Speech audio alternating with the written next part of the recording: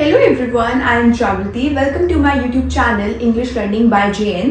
So last class मैंने आपको homophones कराए थे और जो आज मैं आपको नया टॉपिक कराने जा रही हूँ दैट इज व्हाट योर हेट्रोफोन्स. सो अब हेट्रोफोन्स होते क्या हैं? तो ये ऐसे वर्ड्स होते हैं जिनकी जो स्पेलिंग होती है वो क्या होगी, आपकी सेम होगी, लेकिन जो उनकी प्रोनाउंसिएशन होगी, मतलब उनका जो बोलने का तरीका होगा वो क्या होगा, आपका बिल्कुल ही डिफरेंट होगा. तो अगर बोलने का तरीका डिफरेंट है तो दैट मीन्स उनका जो मीनिंग है वो भी कंप्लीटली क्या होगा, आपका ऑलमोस्ट डिफरेंट ही होगा. Let's see. First is tear. अब इस टीयर को आप दो तरीकों से प्रोनाउंशिएट कर सकते हैं. First is what, T. आपको किस पे फोकस करना है, ई पे फोकस करना है, that is T, it's E. तो जब मैं बोलूंगी टीयर तो that means you are shedding your tears, मतलब आंसू बहाना. तो ये वाला मतलब होता है कि जब आपके आंसू आ रहे हैं तो उस टाइम पे आप टीयर बोलते हो. टी मतलब जो फोकस करते हो किस पे करते हो, ई पे करते हो, टीयर. और अगर मान लीजिए कि आपने जैसे कोई भी पेज फाड़ दिया तो तब आप वहां पे स्पेलिंग तो सेम होगी TEAR, लेकिन जो प्रोनाउंसिएशन होगा वो डिफरेंट होगा और सिमिलरली जो मीनिंग भी होगा वो भी आपका क्या होगा, डिफरेंट होगा. लाइक टेयर, आप यहाँ पे ए पे फोकस करोगे, आप यहाँ पे ए पे फोकस करोगे, लाइक टेयर. ठीक है, यू आर टेयरिंग समथिंग, आप फाड़ रहे हैं कुछ, तो आप यहाँ पे टेयर बोलोगे, टीयर नहीं बोलोगे. अगर आपने टीयर बोला तो टीयर का मतलब होगा आंसू, लेकिन अगर आपने टेयर बोला तो टेयर का मतलब होगा कि आप क्या कर रहे हैं, कुछ फाड़ रहे हैं. Next one is read. अब इस रीड के दो मतलब होते हैं. ठीक है, रीड का मतलब तो सेम ही होगा लेकिन इसमें फॉर्म में चेंजेस होंगे आपके. Let's see.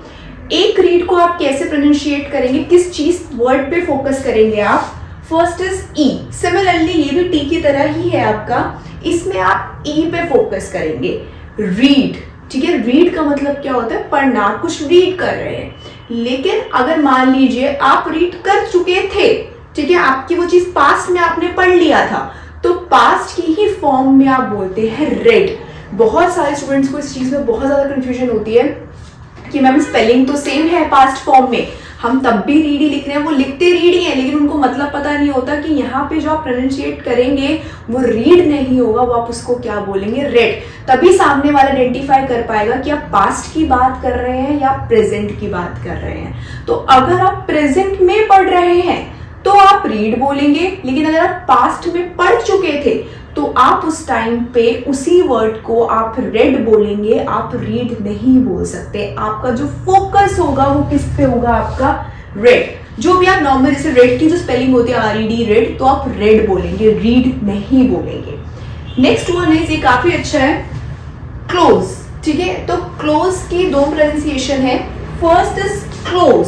ठीक है, it's close, it's centre close, तो इट्स क्लोज.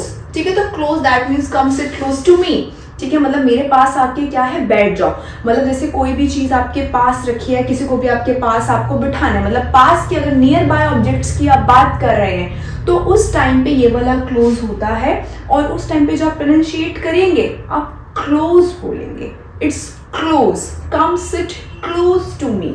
जी पे फोकस नहीं आएगा, आपका एस पे फोकस आएगा. तभी मैंने लिखा है KLOUS, इट्स क्लोज. ठीक है, and next is what, your close. इस क्लोज का मतलब क्या होता है, दरवाजा बंद करना.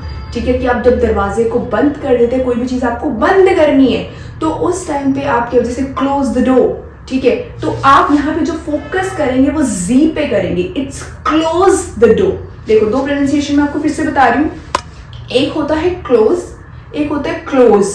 तो एक पे मैं जी पे फोकस कर रही हूँ, एक पे मैं एस पे फोकस कर रही हूँ. तो जिस पे मैं एस पे फोकस कर रही हूँ that is what your near by objects, और जिस पे मैं जी पे फोकस कर रही हूँ दैट इज व्हाट योर, कि आप कोई भी चीज क्या कर रहे हैं, बंद कर रहे हैं. तो अगर ऐसे ही आपको और ज्यादा हेट्रोफोन्स को जानने हैं तो आप मेरे चैनल को क्या कर सकते हैं, सब्सक्राइब कर सकते हैं. और अगर आपको और किसी इंग्लिश के टॉपिक में बहुत ज़्यादा कन्फ्यूजन है, जो आप चाहते हैं कि मैं आपके डाउट क्लियर करूं, तो आप कमेंट सेक्शन में बता सकते हैं.